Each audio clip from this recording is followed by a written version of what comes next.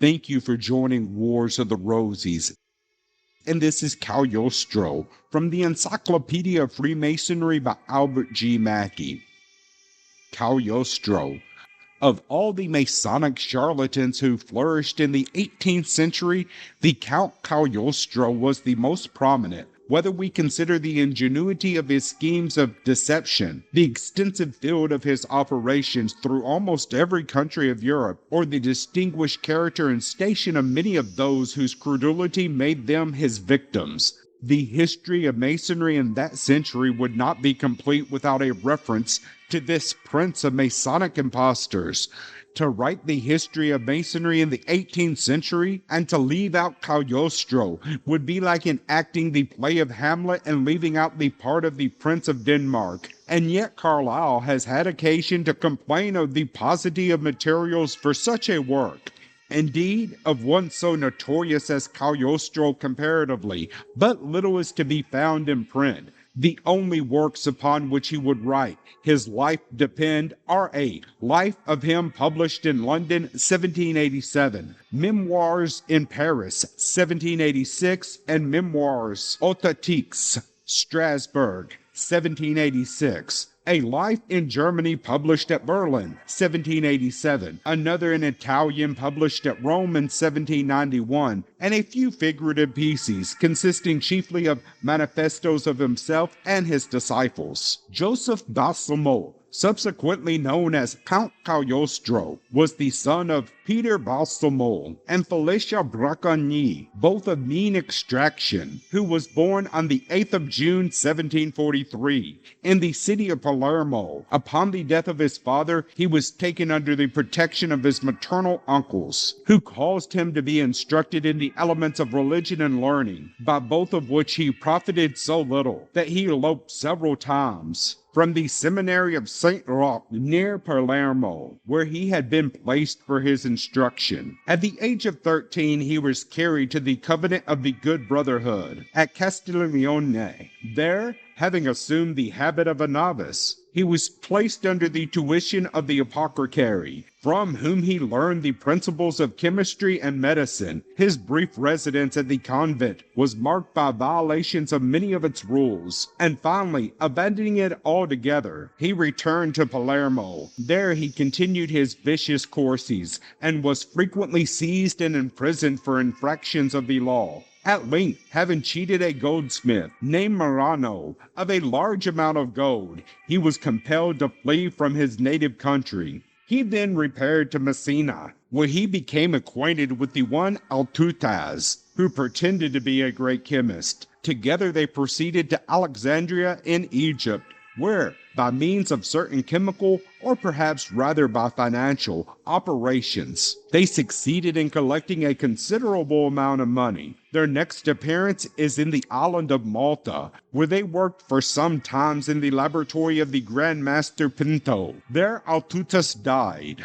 and Balsamo, or, as I shall hence call him by the name which he subsequently assumed, Cagliostro, proceeded to visit Naples under the protection of a Knight of Malta, to whom he had been recommended by the Grand Master. He subsequently united his fortunes to a Sicilian prince, who was addicted to the study of chemistry, and who carried him to visit his estates in Sicily. He took this opportunity of revisiting Messina, where he deserted his princely patron, and became the associate of a dissolute priest, with whom he went to Naples and Rome. In the latter place, which he visited for the first time, he assumed several characters, appearing sometimes in an ecclesiastical and sometimes in a secular habit. His principal occupation at this period was that of filling up outliners of copper plate engravings with India ink, which he sold for pen and ink drawings. Cagliostro could do nothing without a mingling of impostor. About this time, he made the acquaintance of a young woman, Lorenza Feliciana, whom he married, and to whom her parents gave a trifling dower, but one which was proportioned to her condition. This woman subsequently made a principal figure in his history, partaking of his manifold adventures, aiding him in his impostors, and finally betraying his confidence by becoming the chief witness against him on his trial at Rome. I shall say nothing here or hereafter of the domestic life of this well-assorted couple, except that, by the woman's own confession,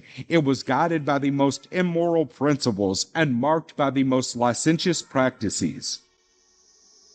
Soon after his marriage, he became acquainted with a notorious adventurer, his countryman, called the Marquis Agleta, whose character strongly resembled his own, and with one Octavio Nicastro, an accomplished villain who subsequently finished his career on the gibbet. This triumvirate of rogues occupied themselves in the manufacture of forged notes and bonds, with which they amassed considerable sums of money. But the course of roguery, like that of true love, never does run smooth, and having quarreled about a division of spoils, Nicastro, finding himself cheated by his comrades, betrayed them to the police, who sought to arrest them. But Cagliostro and his wife, accompanied by the Marquis Agleta, learning the design, made their escape and traveled towards Venice. They stopped a short time at Bergamo for the purpose of replenishing their exalted purses by a resumption of their forgeries. The municipal authorities, however, discovering their project, banished them from the city.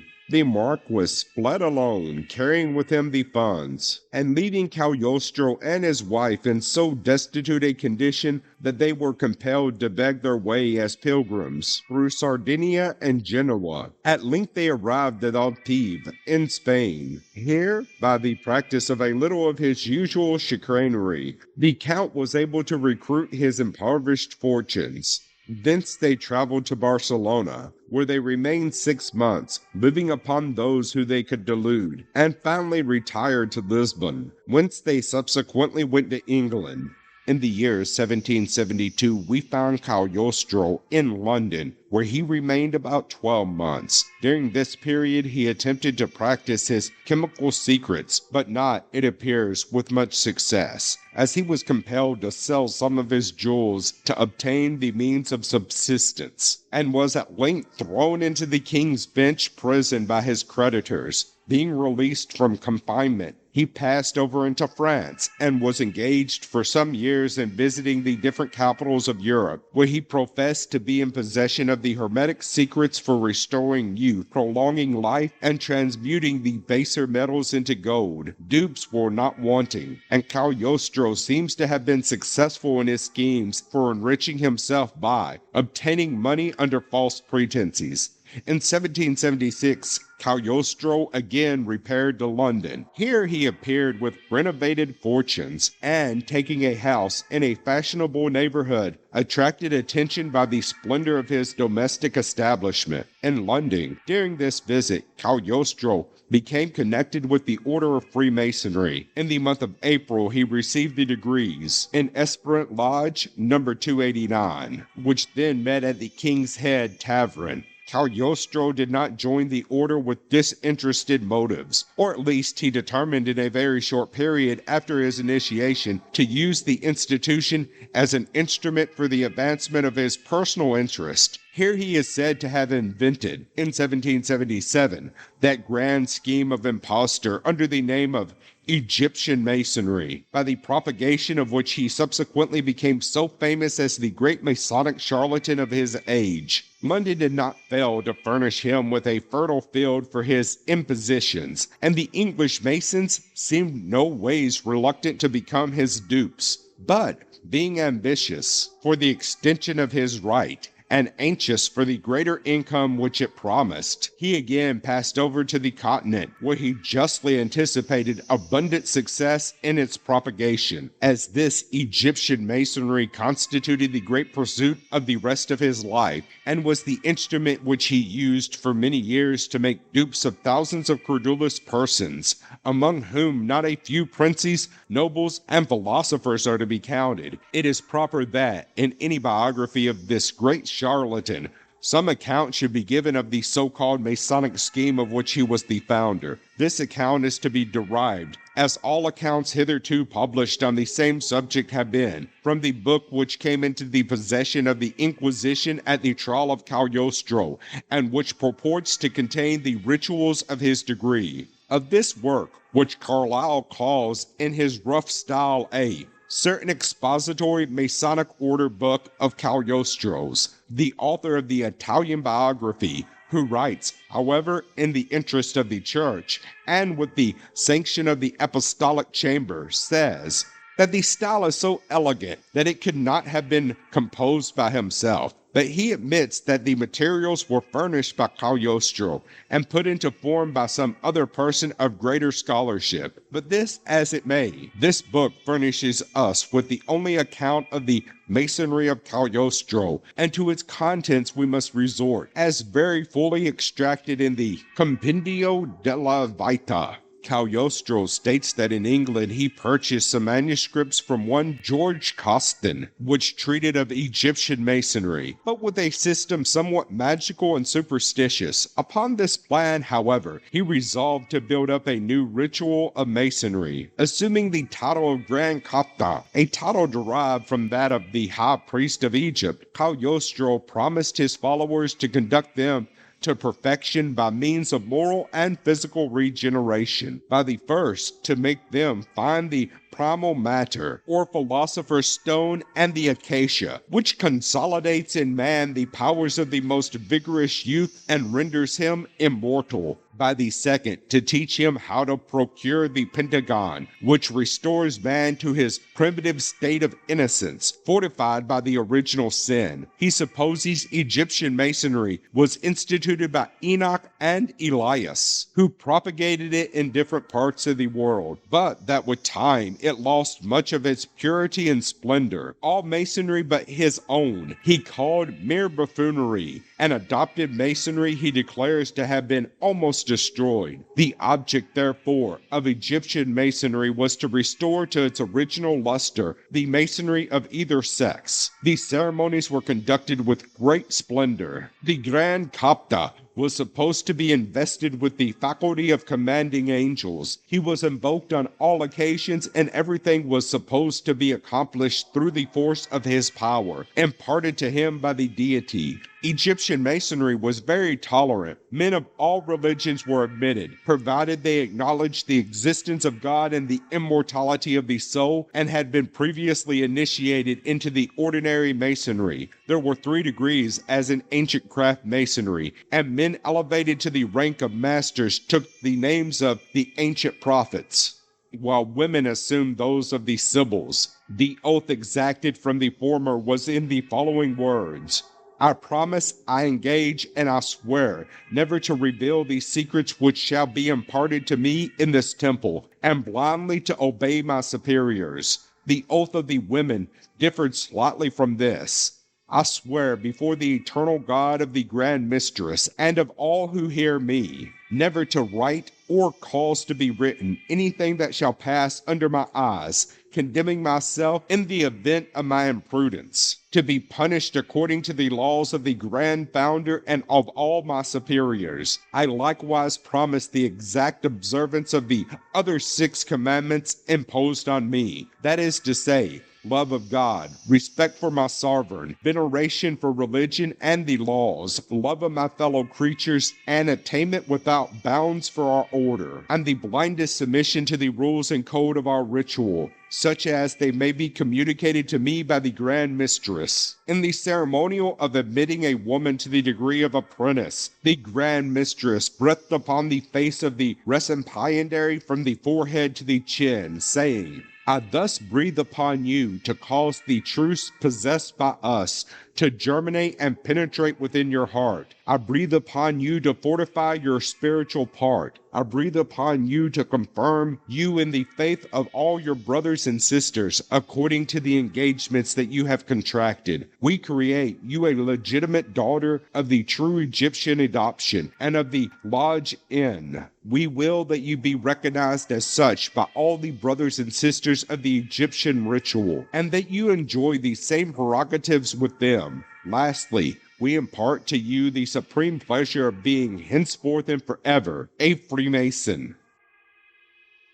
In the admission of a man to the degree of companion or fellow craft, the Grand Master addresses the candidate in the following words: "By the power that I hold from the Grand Kapta, the founder of our order, and by the grace of God, I confer upon you the degree of companion and constitute you a guardian of the new science, in which we are preparing to make you a participator, by the sacred names of Helios, Mene, Tetragrammaton." In the admission of a disciple into the degree of master, Cagliostro was careful to adopt a ceremonial which might make an impression of his own powers and those of his right upon the recipiendary. The inquisitorial biographer is lavish of charges of immorality, sacrilege, and blaspheme in his account of these ceremonies. Such charges were to be expected when the Church was dealing with Masonry, either in its pure or its spurious form, for Masons had long before been excommunicated in mass by repeated papal bulls. It is not surprising, therefore, that the description of the ritual gives no color to these charges. We find there, indeed, extravagant pretensions to powers not possessed, gaudy trappings, and solemn pageantry, which might impress the imaginations of the weak, and unfulfilled promises, which could only deceive the too confiding.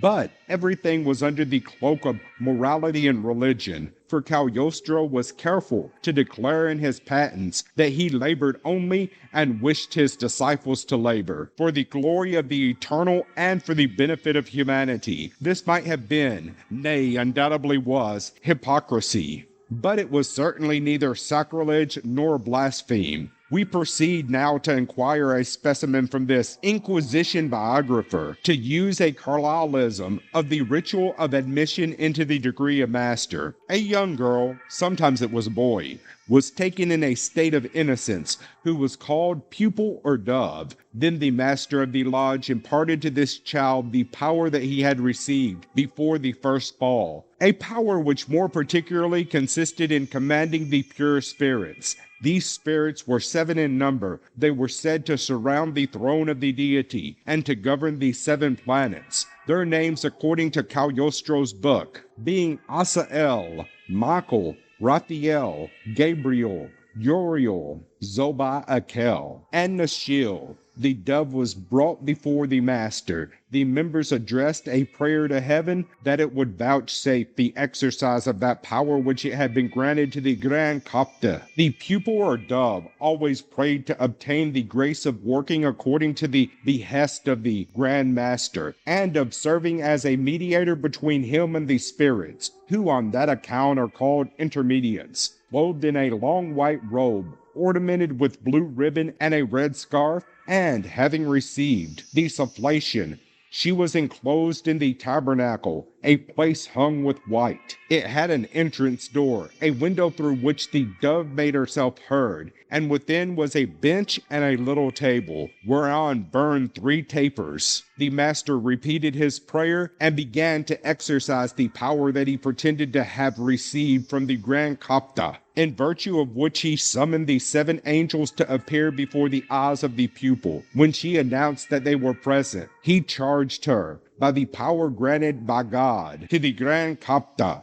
and by the Grand Kapta imparted to himself, that she might ask the angel in whether the candidate had the qualifications and the merits requisite for the degree of master. After having received an affirmative answer, he proceeded to the other ceremonies for completing the reception of the candidate. There is but little in the ceremony of admitting women to the degree of mistress. The dove being placed as we have just described, she was ordered to make one of the 7 angels appear in the tabernacle, and to ask him whether it was permitted to lift the black veil with which the initiate was covered. Other superstitious ceremonies followed, and the venerable ordered the dove to command the presence of the 6 other angels, and to address to them the following commandment: by the power which the Grand Copta has given to my mistress, and by that which I hold from her, and by my innocence I command you, primitive angels, to consecrate the ornaments by passing them through your hands. These ornaments were the garments, the symbols of the order, and a crown of artificial roses. When the dove had attested that the angel had performed the consecration, she was desired to cause Moses to appear, in order that he might also bless the ornaments, and might hold the crown of roses in his hand during the rest of the ceremonies. Soon afterwards, through the window of the tabernacle, the garments, the symbols, and the gloves whereon was written, "I am man," and all were presented to the initiate. Other questions were now put to the dove, but above all to know whether Moses had held the crown in his hand the whole time. And when she answered yes, it was placed upon the head of the initiate. Then, after other rites equally imposing, the dove was questioned anew, to learn if Moses and the 7 angels had approved of this reception. Finally, the presence of the Grand Copta was invoked, that he might bless and confirm it, after which the lodge was closed. Cagliostro professed that the object of his masonry was the perfecting of his disciples by moral and physical regeneration, and the ceremonies used to produce these results were of a character partly mesmeric and partly necromantic. They are too long for detail. It is sufficient to say that they showed the ingenuity of their inventor and proved his aptitude for the profession of a charlatan. He borrowed, however, a great deal from ordinary masonry. Lodges were consecrated with great solemnity and were dedicated to St. John the Evangelist because, as he said, of the great affinity that exists between the apocalypse and the working of his ritual. The principal emblems used in the rite were the septangle, the triangle, the trowel, the compass, the square, the gavel, the death's hand, the cubical stone, the rough stone, the triangular stone, a wooden bridge, Jacob's ladder, the phoenix, the globe, time, and others, similar to those which have always been used in ancient craft masonry. Having instituted this new rite, out of which he expected, as a never-failing mine, to extract a fortune, he passed over from London to Hague, and thence to Italy, assuming at Venice the title of Marquis di Pellegrini, and afterwards into Germany, everywhere establishing lodges and gaining disciples, many of whom are found in the highest ranks of the nobility, and thus he may be traced through Saxony, Germany, and Poland, arriving in the spring of 1780 at St. Petersburg, in Russia, whence, however, he was soon driven out by the police, and subsequently visited Vienna, Frankfurt, and Strasbourg. In all these journeys he effected a magnificence of display which was not without its effect upon the weak minds of his deluded followers. His Italian biographer thus describes the style of his traveling and living. The train he commonly took with him corresponded to the rest. He always traveled post with a considerable suite, couriers, lackeys, body servants, domestics of all sorts, sumptuously dressed, gave an air of reality to the high birth vaunted. The very liveries which were made in Paris cost 20 louis each, apartments furnished in the height of the fashion, a magnificent table open to numerous guests, rich dresses for him and wife, corresponded to his luxurious way of life. His feigned generosity likewise made a great noise. Often he gratuitously doctored the poor, and he even gave them alms. In 1783, Cagliostro was at Strasbourg, making converts, relieving the poor, and giving his panacea, the extract of Saturn, to the hospitals. Here he found the Cardinal Prince d'Oa, who expressed a wish to him. Cagliostro's insolent reply is an instance of that boastful assurance which he always assumed, with the intention of forcing men into a belief of his lofty pretension. If Monseigneur "The cardinal is sick. Let him come to me, and I will cure him. If he is well, he has no need of me, I none of him." This reply had the desired effect, and the imbecile cardinal sought the acquaintance which the charlatan had seemed so indifferent to cultivate. Shortly after, Cagliostro visited Paris, where he became involved with the Cardinal d'Oha and the Countess de la Motte Valois in the celebrated swindling transaction of the diamond necklace,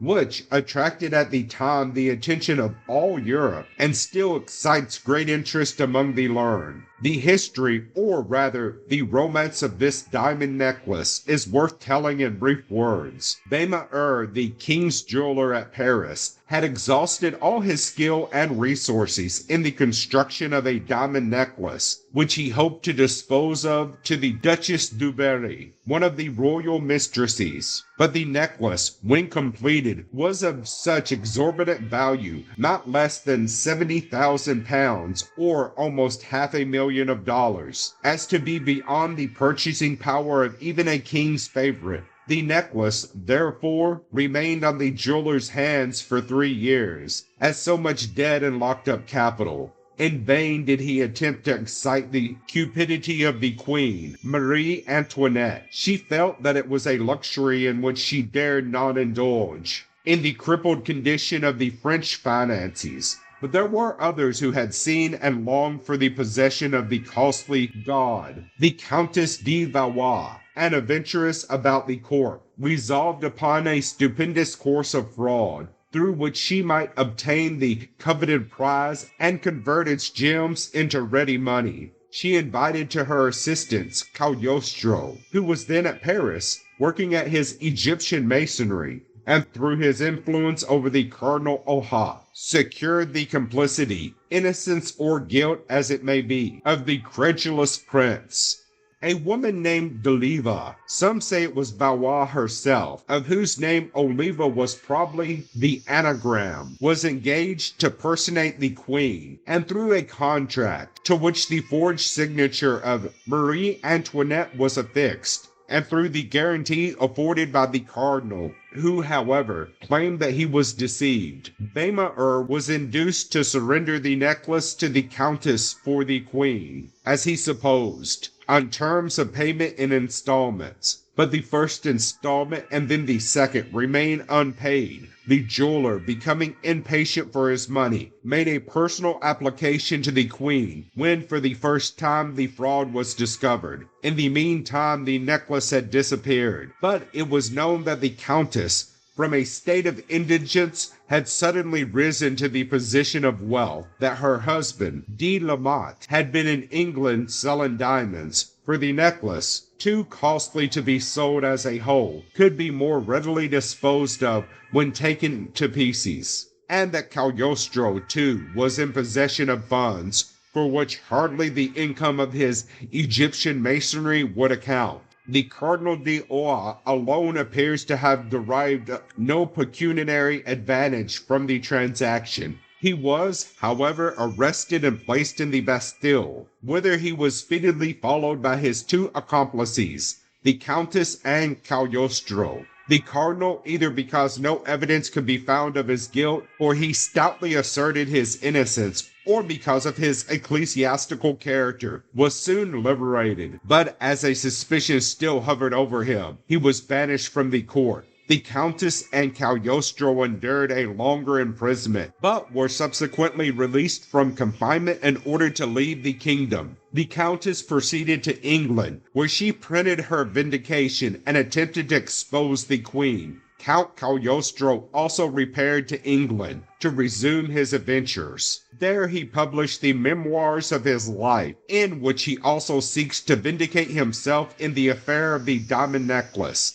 And hence, according to the account of the actors, nobody was guilty, for the Queen asseverated her innocence as strongly as any, and perhaps with greater truth. Nothing is certain in the whole story except that Baimer lost his necklace and his money, and the obscurity in which the transaction had been left has afforded an ample field of speculation for subsequent inquirers. During Cagliostro's residence in England on this last visit, he was attacked by the editor Morandi in the Courier dell'Europe in a series of abusive articles to which Cagliostro replied in a letter to the English people. But although he had a few Egyptian lodges in London under his government, he appears, perhaps from Morandi's revelations of his character and life, to have lost his popularity, and he left England permanently in May 1787. He went to Savoy, Sardinia, and other places in the south of Europe,